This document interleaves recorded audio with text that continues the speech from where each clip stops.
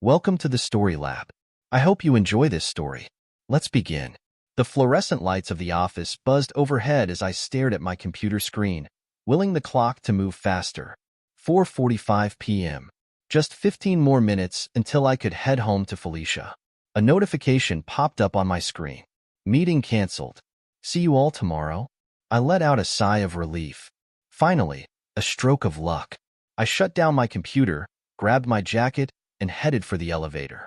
As the doors closed, I caught my reflection in the mirrored walls.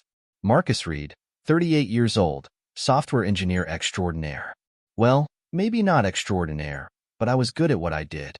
The drive home was quicker than usual, thanks to the early departure. As I pulled into our driveway, I noticed Felicia's car was already there. Perfect. Maybe we could have an early dinner together. I unlocked the front door and stepped inside our suburban Seattle home. Felicia? I'm home early. No response. Strange. Her car was here, so she had to be home. I climbed the stairs, my footsteps echoing in the quiet house. Felicia? You up here? Still nothing. I pushed open our bedroom door, half expecting to find her napping. The room was empty, but something caught my eye. A small, blinking red light near the dresser. I frowned, moving closer to investigate. My blood ran cold as I realized what I was looking at. A hidden camera, expertly concealed among our personal belongings. What the hell? I picked up the device, turning it over in my hands. This was high-tech stuff, not some cheap spy cam you'd buy online. My mind raced with possibilities, each one worse than the last. Had we been hacked? Was someone spying on us? The sound of the front door opening jolted me from my thoughts. Marcus? You home? Felicia's voice drifted up the stairs. I quickly pocketed the camera and took a deep breath, trying to compose myself. Yeah, I'm up here, I called back, my voice surprisingly steady. Felicia appeared in the doorway, her long dark hair slightly tousled from the wind outside. She smiled, but it faltered when she saw my expression. Is everything okay? She asked, stepping into the room. I pulled the camera from my pocket and held it up. Care to explain this? Her face went pale, eyes widening in shock. Where did you find that? Right here in our bedroom, I said, my voice low and controlled despite the anger building inside me. Now, I'll ask again. What is this, Felicia? She took a step back, her hand reaching for the doorframe as if to steady herself. I can explain. Then start explaining, I growled, my patience wearing thin. Felicia's eyes darted around the room, avoiding my gaze. It's not what you think. Really? Because what I think is that there's a hidden camera in our bedroom. Am I wrong about that? She shook her head, her voice barely above a whisper. No, you're not wrong. Then tell me what's going on, I demanded. Now. Felicia took a shaky breath. Can we go downstairs? I need a drink for this conversation. I nodded curtly, following her down to the living room. My mind was reeling, trying to make sense of what was happening. As we entered the room, I noticed little details I'd overlooked before. The slight disarray of the pillows on the couch, a glass with lipstick marks on the coffee table. Had someone else been here? Felicia poured herself a generous glass of wine, her hands trembling slightly. She offered me one, but I shook my head. I needed a clear head for whatever was coming. All right, I said, sitting down across from her. Start talking. She took a long sip of wine before meeting my eyes. The camera, it's not for what you might be thinking. It's for someone else. My stomach dropped. Someone else? What do you mean, someone else? Felicia's eyes filled with tears. I've been seeing someone. His name is Bryce. The world seemed to tilt on its axis. I gripped the armrest of my chair, feeling like I might fall over despite sitting down. You've been cheating on me? She nodded, a tear slipping down her cheek. I'm so sorry, Marcus. I never meant for this to happen. How long? I managed to choke out. 6 months, she whispered. 6 months. Half a year of lies, of betrayal. I felt sick. And the camera? I asked, dreading the answer. Felicia took another gulp of wine. Bryce. He's out of town a lot for work. He's an investment banker. He asked me to set up the camera so he could watch. The implications of her words hit me like a freight train. Not only had she been cheating, but she'd been broadcasting our most intimate moments to this man. I stood up abruptly, needing to put some distance between us. "You've been live-streaming our private life to your lover?" I spat out the words, each one tasting bitter on my tongue. Felicia flinched. "Not everything. Just when we what, Felicia? When we made love? When I thought we were sharing something special, it was all just a show for him?" She started sobbing in earnest now. "I'm sorry, Marcus. I'm so sorry." I got caught up in the excitement, in the thrill of it all. "Bryce, he makes me feel alive." I laughed bitterly. "And I don't? 15 years of marriage, and I don't make you feel alive?" "It's not like that," she pleaded. You're stable, dependable. Bryce is exciting, thrilling." I finished for her. "Well, I'm so sorry my love and devotion have been so boring for you." Felicia stood up, reaching out to me. "Marcus, please. We can work through this. I'll end things with Bryce, I promise. We can go to counseling, start over." I stepped back, out of her reach. "Work through this? You've been lying to me for months, Felicia. You've been violating my privacy, our privacy, for some guy who gets off on watching other people's lives. How exactly do you think we work through that?" She collapsed back onto the couch, burying her face in her hands. I don't know. I'm so sorry." I stood there, watching her cry, feeling a strange detachment. Part of me wanted to comfort her, to hold her and tell her we'd figure it out. But a larger part, the part that was screaming in pain and betrayal, kept me rooted to the spot. "I need some air," I muttered, turning towards the door. "Where are you going?" Felicia asked, panic in her voice. I paused at the doorway. "Out. Don't wait up." The cool evening air hit me as I stepped outside, clearing my head slightly. I got in my car and started driving, no particular destination in mind. As I navigated the familiar streets of our neighborhood, my mind raced. How had I missed this? Had there been signs I'd overlooked? I thought back over the past 6 months, searching for clues. Late nights at work, sudden interest in new hobbies, secretive phone calls. All the classic signs were there, and I'd been too trusting, too in love to see them. I found myself parked at a local bar, one-eyed, frequented with coworkers for after-work drinks. It was early, not many patrons yet. I took a seat at the bar, ordering a whiskey neat. "Rough day?" the bartender asked as he set the drink in front of me. I let out a humorless laugh. "You could say that." As I nursed my drink, I tried to process everything that had happened. The shock was starting to wear off, replaced by a simmering anger.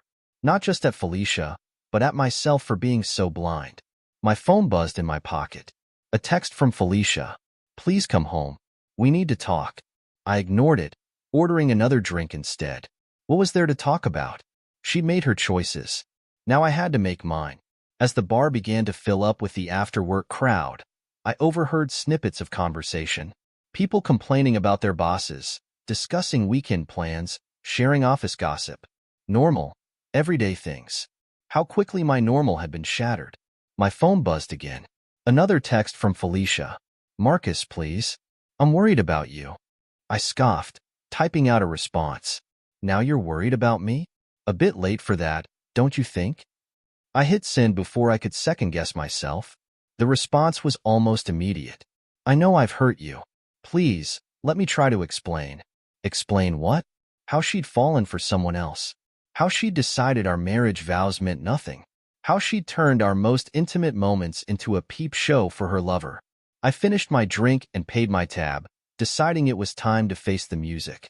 As I drove home, I tried to steel myself for the conversation ahead. I needed answers, but more than that, I needed a plan. The house was dark when I pulled into the driveway. For a moment, I considered turning around and finding a hotel for the night. But no, this was my home too. I wouldn't let her drive me out of it. I unlocked the door and stepped inside. A lamp flickered on in the living room, revealing Felicia curled up on the couch. Her eyes were red and puffy from crying, her makeup smeared. "You're back," she said softly.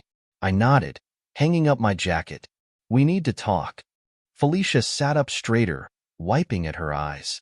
Yes, we do. Marcus, I held up a hand, cutting her off. No, I talk first. You've done enough talking, enough lying. Now you listen. She nodded, biting her lip. I took a deep breath, collecting my thoughts. What you've done, it's beyond betrayal, Felicia. You didn't just cheat on me. You invited someone else into our most private moments. You turned our marriage into some sort of voyeuristic game for your lover. It wasn't like that, she protested weakly. Then what was it like? I demanded.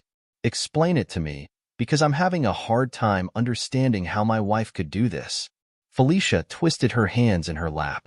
I met Bryce at a design conference 6 months ago. He was charming, attentive. He made me feel desired, special. And I didn't? I asked, the hurt evident in my voice. She shook her head. It's not that you didn't. It's just different with Bryce. He's exciting, unpredictable. Our relationship, it had become routine, boring. I supplied.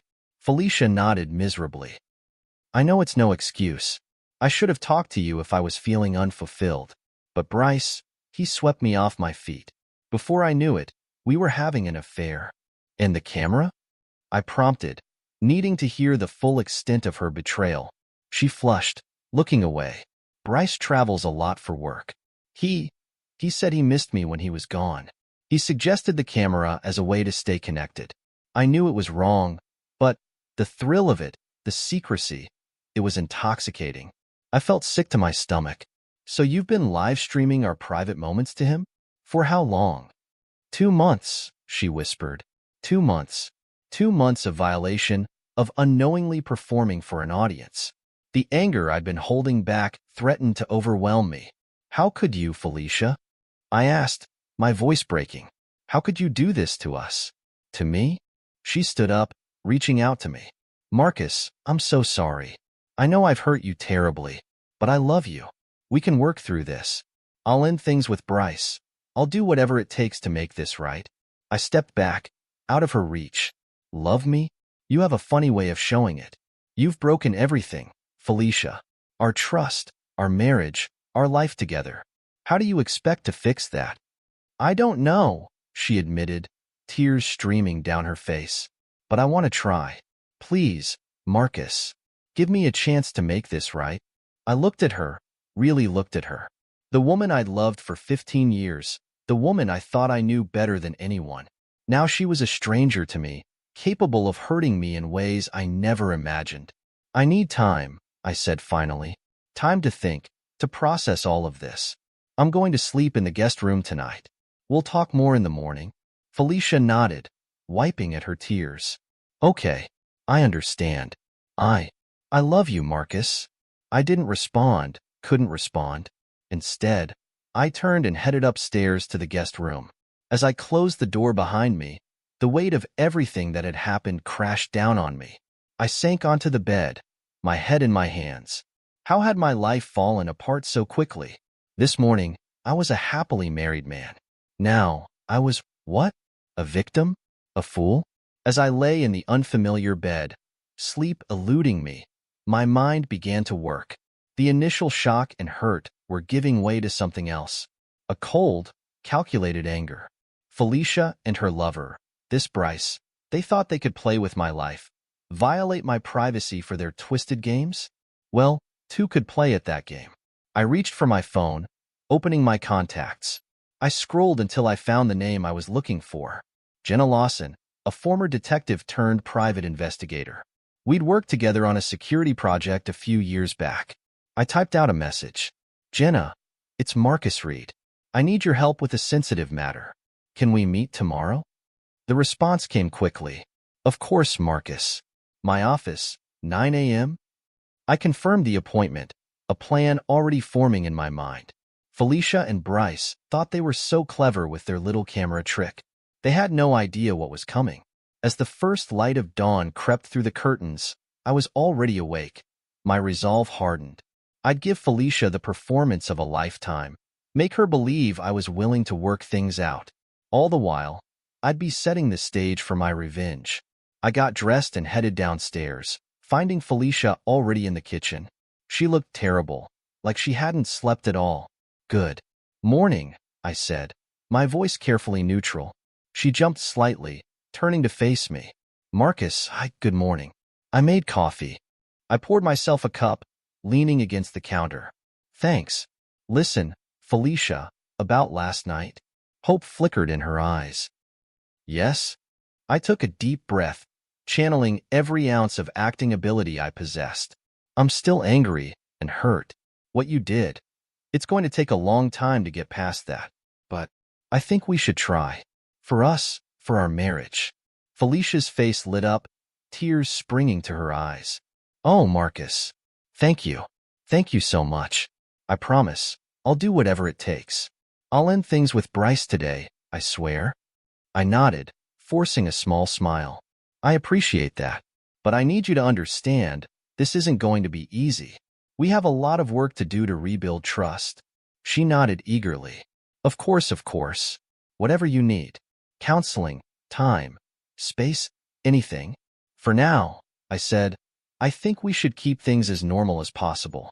I don't want anyone knowing about this until we figure things out. Can you do that?" "Yes, absolutely," Felicia agreed. "I won't say a word to anyone." I finished my coffee, setting the mug in the sink. "Good. I have some errands to run today, work stuff. I'll be back this afternoon." Felicia stepped forward, hesitating before placing a gentle hand on my arm. "Thank you for giving us another chance, Marcus. I love you." I patted her hand, fighting the urge to recoil. "I'll see you later." As I drove to Jenna's office, I let the mask slip.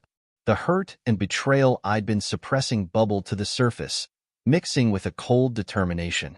I pulled into the parking lot of Jenna's office, my hands gripping the steering wheel tightly.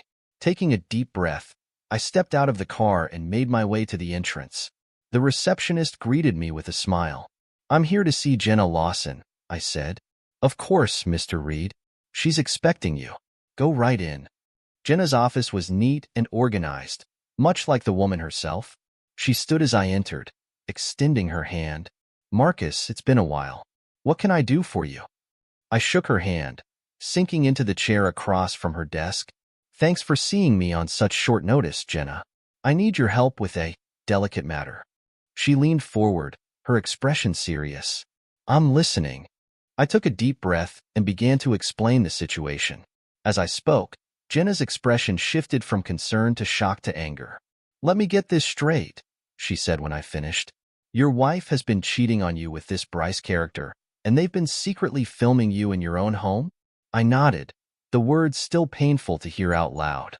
"That's not just a betrayal, Marcus. That's illegal. We're talking serious privacy violations here." "I know," I said. "That's why I need your help. I want to find out everything I can about this Bryce Holden. Where he lives, where he works, his routines. Everything." Jenna nodded, already jotting down notes. "I can do that. But Marcus, what's your endgame here? Are you planning to confront him?" I shook my head. "No, not yet. I'm playing the long game. I told Felicia I want to work things out, but it's just to keep her off guard. I need time to gather evidence, build a case." "Smart," Jenna said. "Keep your enemies close, right?" "All right. I'll start digging into Bryce Holden. Give me a few days, and I'll have a full report for you." "Thanks, Jenna. There's one more thing. I need a lawyer, someone discreet who specializes in divorce cases. Any recommendations?" She thought for a moment. "Gabriel Martinez. He's sharp, no nonsense, and he's handled some high-profile divorces. I'll give you his number." I stood, feeling a weight lift off my shoulders. "I appreciate this, Jenna. Really. Don't mention it. And Marcus? Be careful. People who think they're above the law can be dangerous when cornered." I nodded, her words echoing in my mind as I left the office. My next stop was Gabriel Martinez's law firm. The receptionist at Martinez's office looked up as I entered. "Do you have an appointment?" "No. I'm hoping to speak with Mr. Martinez if he has a moment." "It's urgent." She hesitated, then picked up the phone. After a brief conversation, she nodded to me. "Mr. Martinez can see you for a few minutes. Down the hall, last door on the right." Gabriel Martinez was a formidable presence, his sharp eyes assessing me as I entered his office. "Mr. Reed, I understand you have an urgent matter to discuss?" I sat down across from him. "Yes, thank you for seeing me on such short notice. I need to start divorce proceedings, but discretion is key." His eyebrows raised slightly. "I see. And why the need for discretion?" I leaned forward, lowering my voice. "My wife has been unfaithful. Not only that, but she and her lover have been secretly filming me in our home. I'm building a case, gathering evidence. I don't want her to know I'm planning to divorce her until everything is in place." Martinez nodded slowly. "That's a serious violation of privacy, Mr. Reed. We can certainly use that in the divorce proceedings. Tell me more about the situation." For the next hour, I laid out everything that had happened. Martinez listened intently, occasionally asking for clarification. "All right, Mr. Reed," he said when I finished. "Here's what we're going to do. I'll start preparing the divorce papers, but we won't file them yet. We need solid evidence of the affair and the illegal filming. Can you get that?" I nodded. "I'm working on it. I have a PI gathering information on the other man." "Good. In the meantime, act normal at home. Don't give your wife any reason to suspect you're planning this. And whatever you do, don't confront her lover. We need to catch them off guard." I left Martinez's office feeling more in control than I had since discovering the camera. I had a plan now, a path forward. As I drove home, I made one more call. Trevor Lewis, my friend in the media industry, picked up on the third ring. "Marcus, long time no talk. Buddy, what's up?" "Trevor, I need your help with something. It's big, and it's sensitive. Can we meet?" There was a pause on the other end. "Sure, man. Sounds serious. Want to grab a beer later?" "Perfect. I'll text you the details." I pulled into my driveway, steeling myself for the performance ahead. Felicia was in the kitchen when I entered, looking up with hopeful eyes. "You're back," she said softly. "How was your day?" I forced a small smile. "Productive. Yours?" She fidgeted with a dish towel. I ended things with Bryce. For good. I told him not to contact me again." I nodded, keeping my expression neutral. "That's good. It's a start." Felicia took a step towards me. "Marcus, I know I have a long way to go to earn your trust back, but I want you to know how committed I am to making this work. To making us work." I looked at her, the woman I thought I knew so well. Now, I saw a stranger, someone capable of deep betrayal, but I had to play my part. "I appreciate that, Felicia. It won't be easy, but I'm willing to try." She smiled, tears in her eyes. "Thank you. Thank you so much. I love you, Marcus." I nodded, not trusting myself to say the words back. "I'm going to take a shower. Long day." As the hot water cascaded over me, I let the mask slip once again. The hurt, the anger, the betrayal all washed over me. But beneath it all, a cold determination was growing. Felicia and Bryce thought they were so clever with their little games. They had no idea what was coming. I dried off and got dressed, checking my phone. A text from Trevor confirming our meeting later. Good. The pieces were falling into place. Dinner with Felicia was a quiet affair, both of us tiptoeing around the elephant in the room. As I helped her clear the table, she touched my arm gently. "Marcus, I was thinking, maybe we could look into couples counseling? I found a therapist who specializes in infidelity recovery."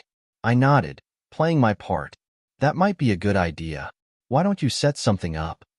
Her face lit up with hope. If only she knew. Later that evening, I met Trevor at a quiet bar across town.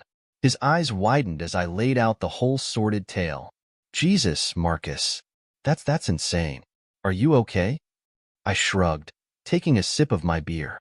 "I'm angry, hurt, but mostly, I want justice." Trevor leaned forward. "And that's where I come in?" I nodded. "When the time is right, I want to go public with this. Expose what they did. But it has to be done carefully, strategically." He thought for a moment. "We could do an exclusive interview. Frame it as a cautionary tale about privacy in the digital age." "But Marcus, are you ready? Going public is a big step."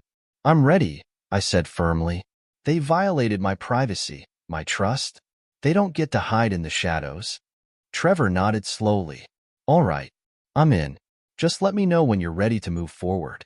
As I drove home that night, I felt a sense of grim satisfaction. The trap was set. Now it was time to spring it. The next few days passed in a blur of careful planning and barely contained anger. I played my role at home, the hurt but hopeful husband willing to work on our marriage. Felicia seemed to buy it, her relief palpable. I booked us an appointment with a counselor, she said over breakfast one morning. For next week. Is that okay? I nodded, sipping my coffee. Sure, that's fine. She reached across the table, squeezing my hand. Thank you for giving us another chance, Marcus. I promise I'll make it up to you.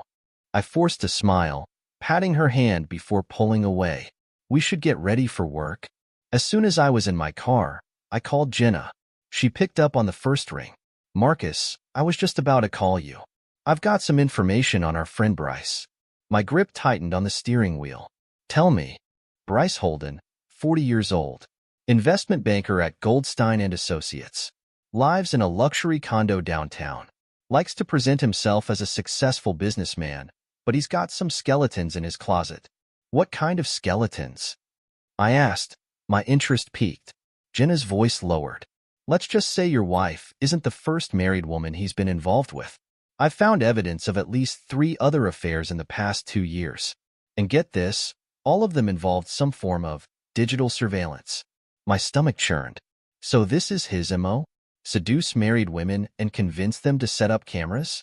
Looks like it, but there's more. I've got reason to believe he's been using the footage for blackmail. I'm still digging, but this guy's bad news, Marcus. I pulled into the parking lot at work, my mind racing. Thanks, Jenna. Keep digging. I want everything you can find on him. Will do. And Marcus?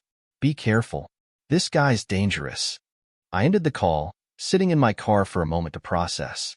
Bryce wasn't just a homewrecker. He was a predator, systematically targeting women and exploiting them. The anger I'd been holding back threatened to boil over. I took a deep breath, forcing myself to focus. I had a plan. I couldn't let my emotions derail it now. The workday dragged on, my mind elsewhere. As soon as I could, I left the office and headed to Gabriel Martinez's law firm. His secretary ushered me in immediately. Mr. Reed, good to see you again. What can I do for you? I sat down, leaning forward. I've got new information on Bryce Holden. It turns out my wife isn't his first victim. Gabriel's eyebrows shot up. Victim? I filled him in on what Jenna had discovered. As I spoke, Gabriel's expression grew increasingly grim. This changes things, Marcus. We're not just dealing with infidelity now. This is a pattern of criminal behavior. Have you considered going to the police? I shook my head. Not yet. I want to gather more evidence first. Make sure we have an airtight case. Gabriel nodded slowly. I understand. But be careful. If this man is as dangerous as he seems, you don't want to tip him off.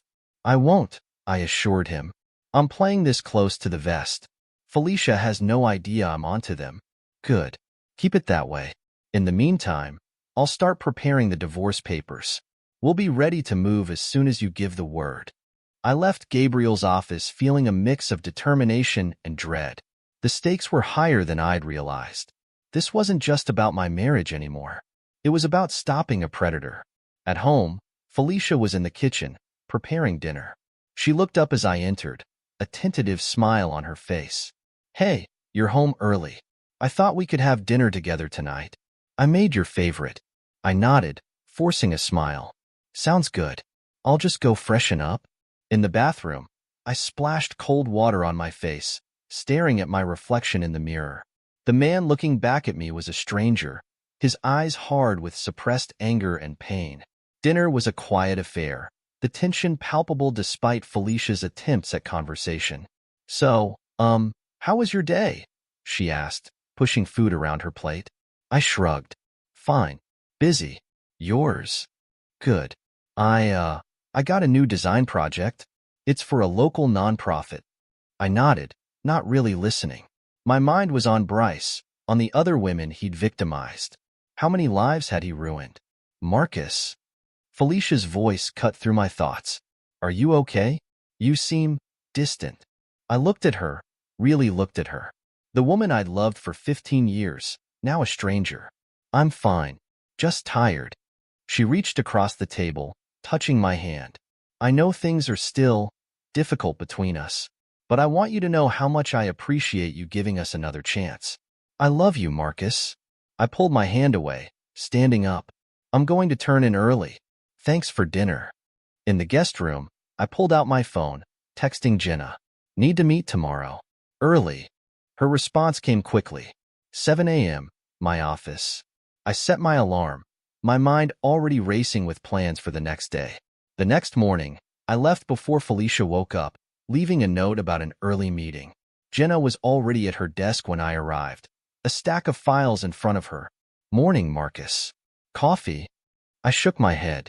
No, thanks. What have you got? She opened the top file. Bryce Holden. I've been doing some digging, and it's not pretty. In addition to the affairs we already knew about, I've found evidence of financial irregularities at his firm. It looks like he's been embezzling funds, using the money to finance his lavish lifestyle. My eyes widened. Can you prove it? Jenna nodded. I've got bank statements, transaction records. It's all here. But that's not all. Remember how I said I thought he might be using the footage for blackmail? I was right. She pulled out another file, spreading photos across her desk. I recognized one of the women from my company's holiday party last year. She'd left her husband shortly after. These women all had affairs with Bryce. All of them set up cameras in their homes at his request. And all of them have been making large, unexplained payments to an offshore account linked to Bryce. I felt sick. He's blackmailing them with the footage. Jenna nodded grimly. Exactly. Your wife might be his latest victim, but she's far from the first. I stood up, pacing the small office. We need to stop him. We need to go to the police. Whoa, slow down, Jenna said. We can't just march into the police station with this. We need a plan. And we need to be careful. Bryce is powerful, connected. If he gets wind of what we're doing, he could disappear. Or worse. Frustration building. So what do? We need to catch him in the act. Set a trap. How? A slow smile spread across her face. I think it's time for you to have a very public fight with your wife. Intrigued. A public fight? What exactly do you have in mind? Jenna's eyes gleamed with determination. We need to make Bryce believe your marriage is falling apart. If he thinks Felicia is vulnerable, he might reach out to her again. And how do we make that happen? You're going to have a very loud, very public argument with Felicia. Somewhere busy, where people will notice. A restaurant, maybe. You'll accuse her of cheating, storm out dramatically. Word will get back to Bryce. I nodded slowly, the plan taking shape in my mind. And then what? Then we wait. If Bryce takes the bait, he'll contact Felicia. When he does, we'll be ready. I stood up, pacing the small office. Okay, but how do we catch him in the act? We can't exactly burst into his condo while he's watching the live stream. Jenna grinned. Leave that to me. I've got some friends in the police department who owe me favors. We'll set up a sting operation. And Felicia? What about her? Jenna's expression softened slightly. That's up to you, Marcus. But remember, she's a victim in this too, even if she doesn't realize it yet. I nodded. My emotions a confusing mix of anger, hurt, and a lingering remnant of love. I know. Let's focus on Bryce for now. We can deal with Felicia later. All right. Here's what we're going to do. For the next hour, Jenna and I hashed out the details of our plan. By the time I left her office, I felt a renewed sense of purpose. We were going to take Bryce down, and he'd never see it coming. That evening, I returned home to find Felicia in the kitchen, preparing dinner. She looked up as I entered, a hesitant smile on her face. Hey, you're home. I thought we could have dinner together tonight. I made your favorite. I forced a smile, remembering my role in our plan. Sounds good. I'll just go freshen up. As I washed my hands, I stared at my reflection in the mirror. The man looking back at me was a stranger, his eyes hard with suppressed anger and determination. I took a deep breath, steeling myself for what was to come. Dinner was a quiet affair, the tension palpable despite Felicia's attempts at conversation. So, how was your day? She asked, pushing food around her plate. I shrugged, playing my part. Fine. Busy. Yours. Good. I got a new design project. It's for a local nonprofit. I nodded, only half listening.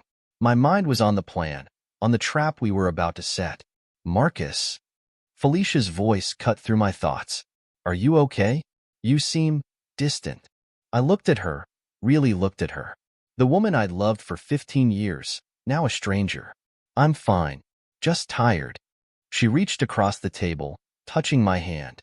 I know things are still difficult between us, but I want you to know how much I appreciate you giving us another chance. I love you, Marcus. I pulled my hand away, standing up abruptly. I need some air. I'm going for a walk. As I stepped out into the cool evening air, I pulled out my phone and dialed Jenna's number. It's time, I said when she answered. Let's do this. The next day, I suggested to Felicia that we go out for dinner to a popular restaurant downtown. She agreed eagerly, clearly hoping it was a sign of reconciliation. As we sat at our table, surrounded by the buzz of conversation and clinking cutlery, I steeled myself for what I was about to do. Felicia, I said, my voice loud enough to carry to nearby tables. We need to talk about what happened. She looked up, her eyes wide with surprise and a hint of fear. Marcus, please. Not here. I ignored her, raising my voice even more. No, I think here is perfect. I want everyone to know what you did. Heads were turning now, conversations quieting as people tuned in to our drama. You betrayed me, Felicia. You invited another man into our bed, into our home. Felicia's face paled, her voice a whisper. Marcus, stop, please. But I was on a roll now, my acted anger feeling all too real. Was it worth it? Was he worth throwing away 15 years of marriage? Tears were streaming down Felicia's face now. I'm sorry. I'm so sorry. Please, can we go home and talk about this? I stood up, my chair scraping loudly against the floor. There's nothing left to talk about. We're done, Felicia. I want a divorce. With that, I stormed out of the restaurant, leaving a sobbing Felicia and a restaurant full of shocked onlookers behind. As I stepped out onto the street, I saw Jenna waiting in her car across the street. I climbed in, my heart racing. Well, she said, a grim smile on her face. I'd say that performance deserves an Oscar. Word will definitely get back to Bryce now. I nodded, the adrenaline of the moment fading, leaving me feeling hollow. What's next? Now we wait. I've got eyes on Bryce's condo. If he makes a move, we'll know. The next few days were a blur of tension and anticipation. At home, Felicia alternated between tearful apologies and angry accusations, genuinely believing our marriage was falling apart. I played my part, staying distant and cold. Finally, on the third day, we got the break we were waiting for. Jenna called me at work, her voice tight with excitement. Marcus, we've got movement. Bryce just left his condo, heading towards your house. I've alerted the police. It's time. I left work immediately, my heart pounding as I raced home. As I pulled onto our street, I saw Bryce's expensive sports car parked a few houses down. I parked out of sight and made my way to the backyard, where Jenna was waiting with Detective Sarah Thompson and a team of officers. He's inside, Jenna whispered. The live stream just started. We've got him. Detective Thompson nodded to her team. On my signal. 3, 2, 1, go. The next few minutes were a blur of action. The police burst through the front and back doors simultaneously. I followed close behind, my heart in my throat. We found Bryce in the living room, laptop open on the coffee table. On the screen, I could see our bedroom, the same view I discovered days ago. Felicia stood frozen by the fireplace, her face a mask of shock and fear. Bryce Holden, Detective Thompson announced, her voice ringing with authority. You're under arrest for voyeurism, blackmail, and a host of other charges we'll be adding once we go through your computer. As the officers handcuffed Bryce, his eyes met mine. The shock and anger in them quickly gave way to a cold, calculating look. You set me up, he spat. This was all a trap. I stepped closer, my voice low and controlled. You're right, Bryce. It was a trap, and you walked right into it. As they led Bryce away, I turned to Felicia. She stood there, trembling, her eyes darting between me and the police. Marcus, she whispered. I don't understand. What's happening? I sighed, the weight of the past few days finally hitting me. It's over, Felicia. All of it. Detective Thompson approached us, her expression grim. Mrs. Reed, we're going to need you to come down to the station to answer some questions. As Felicia was led away, I sank onto the couch, suddenly exhausted. Jenna sat down next to me, placing a comforting hand on my shoulder. You did good, Marcus. We got him. I nodded, unable to speak. We had gotten Bryce, but at what cost? My marriage was in ruins, my trust shattered. As I sat there in the quiet of my living room, I realized this wasn't the end. It was just the beginning of a new chapter in my life. The days following Bryce's arrest passed in a blur of police interviews, meetings with Gabriel, and uncomfortable silences at home with Felicia. The gravity of what had happened seemed to hang over our house like a dark cloud. One evening, as I sat in the living room reviewing some documents Gabriel had sent over, Felicia approached hesitantly. Marcus, can we talk? I looked up, seeing the strain and fear in her eyes. Sure. What's on your mind? She sat down across from me, wringing her hands nervously. I don't know where to start. I'm so sorry for everything. I never meant for any of this to happen. I set the papers aside, focusing on her. Why did you do it, Felicia? Why Bryce? She took a shaky breath. I was feeling lost, I guess. Unfulfilled. Bryce made me feel exciting, desirable. I know it's no excuse, but… And the camera? I pressed, needing to hear her explain. Felicia's face crumpled. I was stupid. So stupid. Bryce said it would add excitement, keep our connection strong when he was away. I never imagined he was using it to blackmail other women. I nodded slowly, processing her words. Do you love him? She shook her head vehemently. No. God, no. It was never about love. It was about the thrill, the excitement. I was selfish and stupid, and I've ruined everything. We sat in silence for a moment, the weight of her confession hanging between us. Finally, I spoke. Felicia, I need you to listen carefully. What Bryce did, what he manipulated you into doing, it wasn't just wrong. It was criminal. You're a victim in this too, even if you don't see it that way yet. Her eyes widened. What do you mean? I leaned forward, my voice low and serious. Bryce has been doing this to other women, setting up cameras, blackmailing them. You're not the first, and if we hadn't stopped him, you wouldn't have been the last. Felicia gasped, her hand flying to her mouth. Oh God, what have I done?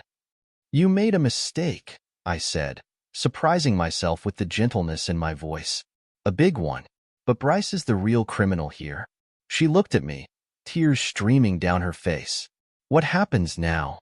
I took a deep breath, steeling myself for what I had to say next. Now, we end this. Properly. I reached into my briefcase and pulled out a manila envelope. These are divorce papers, Felicia. I think we both know our marriage can't survive this. She nodded slowly, a fresh wave of tears spilling down her cheeks. I understand. I won't fight you on this, Marcus. You deserve better. As I handed her the papers, our fingers brushed. For a moment, I remembered the woman I'd fallen in love with all those years ago. But that woman was gone, replaced by a stranger I no longer knew or trusted. There's one more thing, I said, my voice steady. I'm going public with this story. Felicia's head snapped up. What? Why? Because people need to know. Other victims need to know they're not alone. And maybe, just maybe, it'll prevent someone else from falling into the same trap. She was quiet for a long moment, then nodded. I understand. Do you want me to go on camera with you? I shook my head. No, I think it's better if I do this alone. But Felicia, you should know. Your involvement will likely come out. Are you prepared for that? She gave a bitter laugh. Prepared? No, but I deserve whatever comes my way. I made my choices, now I have to live with the consequences. As I watched her sign the divorce papers, I felt a strange mix of sadness and relief. This chapter of my life was ending, but a new one was about to begin. The next day, I met with Trevor at the local TV station. He greeted me with a sympathetic smile, leading me to the green room. "Are you sure about this, Marcus?" he asked as we waited for the interview to start. I nodded firmly. "I'm sure. People need to hear this story." As the cameras began to roll, I took a deep breath, looking directly into the lens. "My name is Marcus Reed, and this is the story of how my wife's affair uncovered a predator." For the next hour, I laid out the entire sordid tale. The discovery of the camera, the revelation of Felicia's affair, the subsequent investigation that revealed Bryce's true nature. I spoke of the other victims, women who had been manipulated and blackmailed.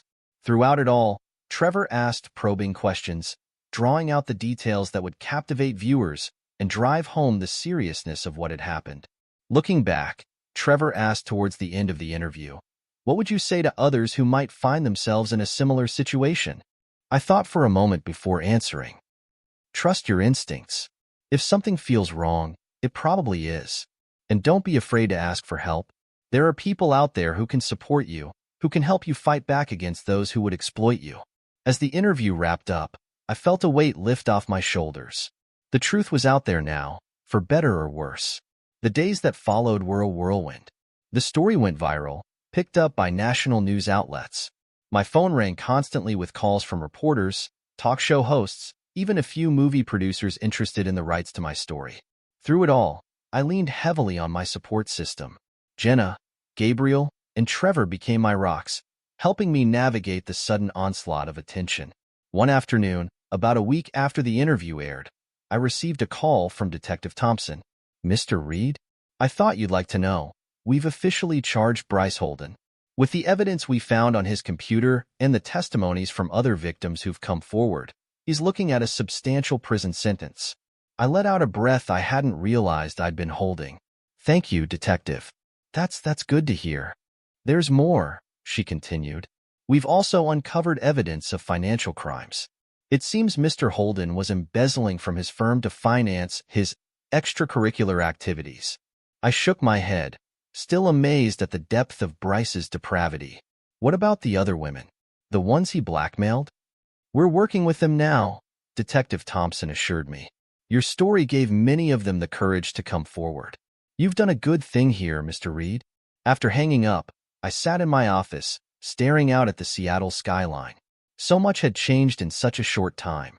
My marriage was over, my private life had become public fodder, and I'd helped bring down a predator.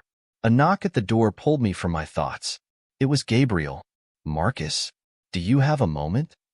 I nodded, gesturing for him to come in. "What's up?" He sat down across from me, a serious expression on his face. "I just got word. The divorce is final. It's over." I let out a long breath, a mix of emotions washing over me. "Thank you, Gabriel, for everything." He smiled, reaching out to shake my hand. "You're welcome. And for what it's worth, I think you've handled this whole situation with remarkable grace and strength." As Gabriel left, I turned back to the window, watching the sun set over the city. The past few months had been the hardest of my life, but I'd survived. More than that, I'd helped bring a criminal to justice and given voice to victims who might otherwise have remained silent. My phone buzzed with a text from Jenna. "Drinks to celebrate? The usual place?" I smiled, texting back a quick affirmative. As I grabbed my jacket and headed out, I felt a sense of hope I hadn't experienced in months. The future was uncertain, but for the first time in a long time, I was looking forward to it. Stepping out onto the street, I took a deep breath of the cool Seattle air. The city buzzed with life around me, people going about their evenings, unaware of the personal drama that had unfolded in their midst. As I walked to meet Jenna, I reflected on everything that had happened. The betrayal, the pain, the anger, but also the strength I'd found within myself, the support of true friends, and the satisfaction of knowing I'd made a difference. My marriage was over, but my life wasn't. This was just the beginning of a new chapter.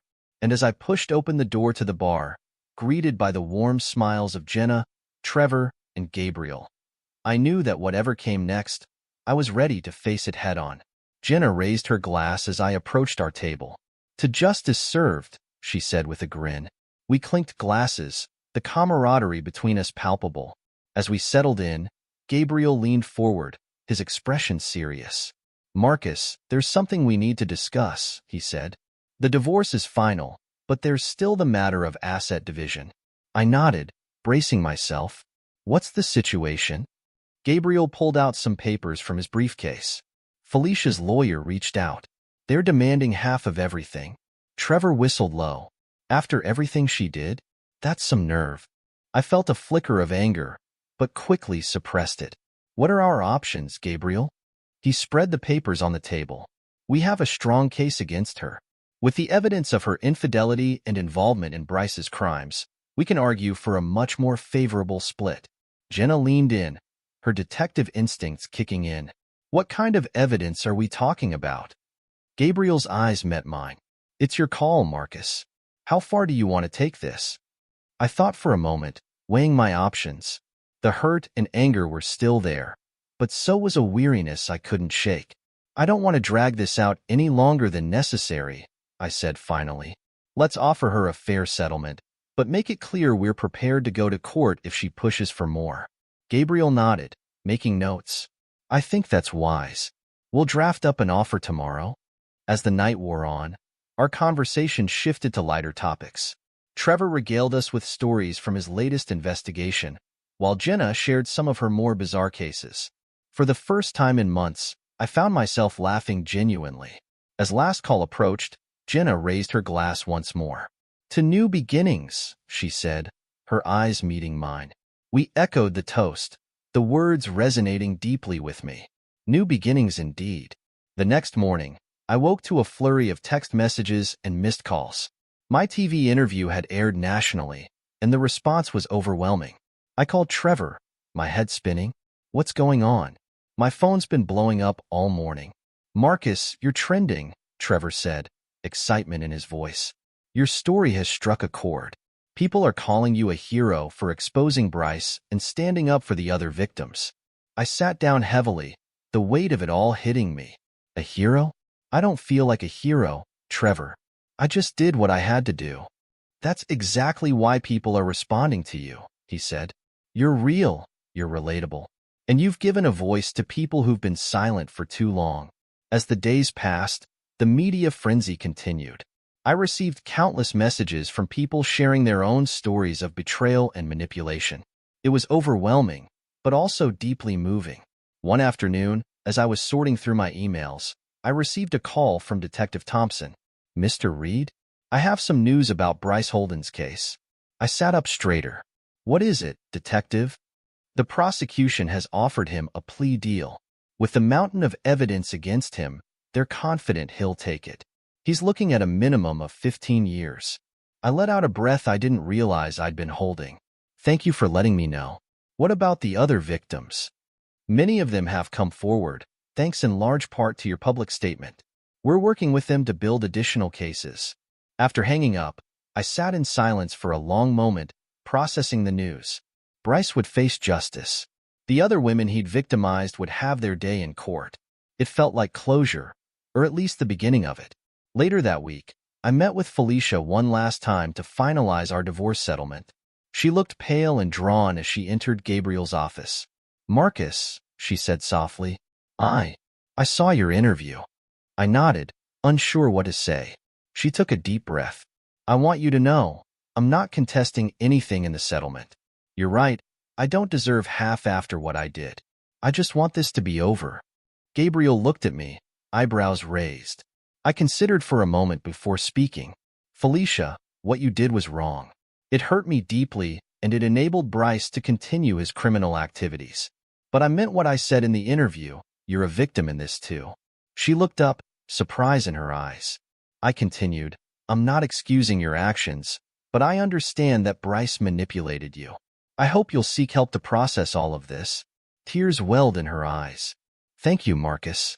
I don't deserve your kindness, but I appreciate it. And I'm truly sorry for everything. As we signed the final papers, I felt a chapter of my life definitively closing. It was bittersweet, but I was ready to move forward. In the weeks that followed, I threw myself into work and began volunteering with a local organization that supported victims of digital crimes. The experience of helping others heal from similar traumas was profoundly healing for me as well. One evening, As I stood in my office looking out over the Seattle skyline, Jenna called. "Hey, Marcus. How are you holding up?" I smiled, realizing I felt genuinely good for the first time in months. "I'm doing well, actually. Really well." "Glad to hear it," she said. "Listen, a few of us are getting together this weekend. Thought you might like to join us." I felt a warmth spread through me at the invitation. "I'd like that, Jenna. Thanks." As I hung up, I turned back to the window, watching the sun set over the city. My life had been upended, my trust shattered, but I'd survived. More than that, I'd found strength I never knew I had. The future stretched out before me, uncertain but full of possibility. I was ready for whatever came next, knowing I had true friends by my side and a newfound purpose guiding my path.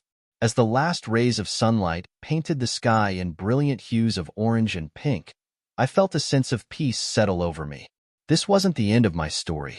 It was just the beginning of a new chapter, one I was finally ready to write. This is where our story comes to an end. Share your thoughts in the comments section. Thanks for your precious time. If you enjoyed this story, then please make sure you subscribe to this channel. That would help me a lot. Click on the video you see on the screen, and I will see you there.